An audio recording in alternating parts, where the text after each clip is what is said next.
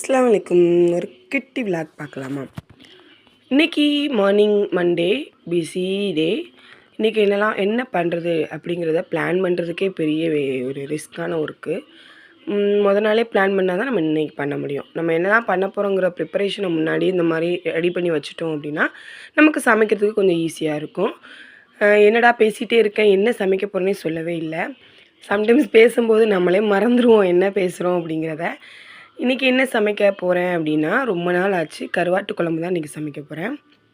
Husband கேட்டாங்க இன்றைக்கி கருவாட்டு குழம்பு பண்ணு அப்படின்ட்டு. ஸோ அதுக்கு நான் வந்து கருவாட்டு குழம்பு தான் பண்ணிகிட்ருக்கேன். நான் ரெசிபி எதுவும் உங்ககிட்ட ஷேர் பண்ணலை. யூஸ்வலாக எப்பவும் போல் எப்படி பண்ணுவோமோ அந்த மாதிரி தான் பண்ணிகிட்ருக்கேன். வீடியோ வாட்ச் பண்ணிவிட்டு என்னோடய வாய்ஸை நோட் பண்ணுங்கள். அப்புறம் வந்து நான் ஏற்கனவே சொல்லியிருந்தேன், வீடியோ கன்சிஸ்டன்சியாக போட முடியலை, நான் போட நினைக்கிறேன், பட் என்னால் அதை இம்ப்ளிமெண்ட் பண்ண முடியலை அப்படிங்கிறத.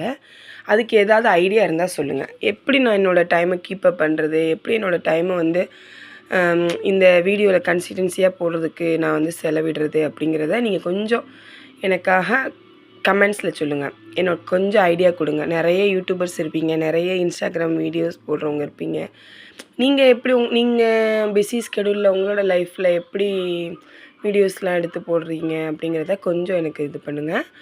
ஸோ இன்றைக்கி நான் வந்து கருவாட்டு குழம்பு தான் பண்ணேன். அஸ் யூஸ்வல் எப்பவும் போல். எங்கள் வீட்டில் எங்கள் அம்மா வேறு மாதிரி பண்ணுவாங்க, நான் வேறு மாதிரி பண்ணுவேன்.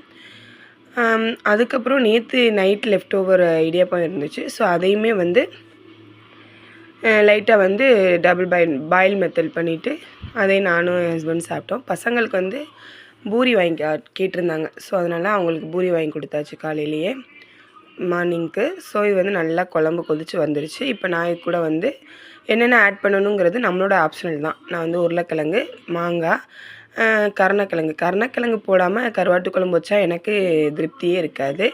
இதெல்லாம் ஆப்ஷனல் தான். வெண்டைக்காய், முருங்கைக்காய்லாம் ஆப்ஷனல் தான். கொஞ்சம் கொஞ்சம் இருந்துச்சு, என் ஹஸ்பண்டுக்கு பிடிக்குங்கிறனால போட்டேன். ஸோ கருவாட்டு குழம்புங்கிறது என்றைக்காவது ஒரு நாள் தான் எங்கள் வீட்டில் பண்ணுவோம். பசங்க விரும்பி சாப்பிட மாட்டாங்க. கருவாட்டு குழம்பா இருக்கட்டும், மீன் குழம்பா இருக்கட்டும், எதுவுமே பசங்க விரும்பி சாப்பிட மாட்டாங்க. ஸோ அதுக்கு சைடிஷாக அவங்களுக்கு பிடிச்ச மாதிரியா காலிஃப்ளவர் 65 பண்ணால் தான் ஓகே. அது ரெண்டுக்கும் மேட்சாக இருக்கும்.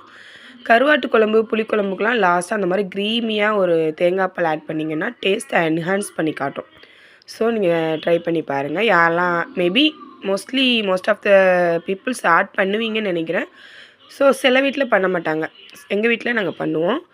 அதுக்கப்புறம் எனக்கு மார்னிங் நான் ஸ்கூல் கிளம்புறனால எனக்கு ஒரு ஃபஸ்ட்டு பேட்ச் மட்டும் நான் வந்து காலிஃப்ளவர் 65 பண்ணிவிட்டு கிளம்பலாம் அப்படின்னு சொல்லிவிட்டு நான் எனக்கு மட்டும் இது பண்ணிக்கிட்டேன். ஏன்னா காலிஃப்ளவர் 65 பொரிச்சோடனே சாப்பிடணும் போல் இருக்கும். ஏன்னா அது நல்ல கிரிப்ஸியாக இருக்கும். இதே நான் லஞ்சுக்கு ஓப்பன் பண்ணும்போது அது அந்த கிரிப்ஸினஸ் இருக்காது. டேஸ்ட்டும் மாறிடும், அந்த கிரிப்ஸினஸும் இருக்காது. ஸோ குழம்புமே ரெடி ஆயிடுச்சு. கடைசியாக மல்லி சேர்த்துட்டு குழம்பு ஆஃப் பண்ணியாச்சு. முட்டை பாயில் பண்ணி வச்சுருந்தேன். அதை ஏன் நான் அந்த குழம்புல ஆட் பண்ணுறேன்னு யோசிக்கலாம்.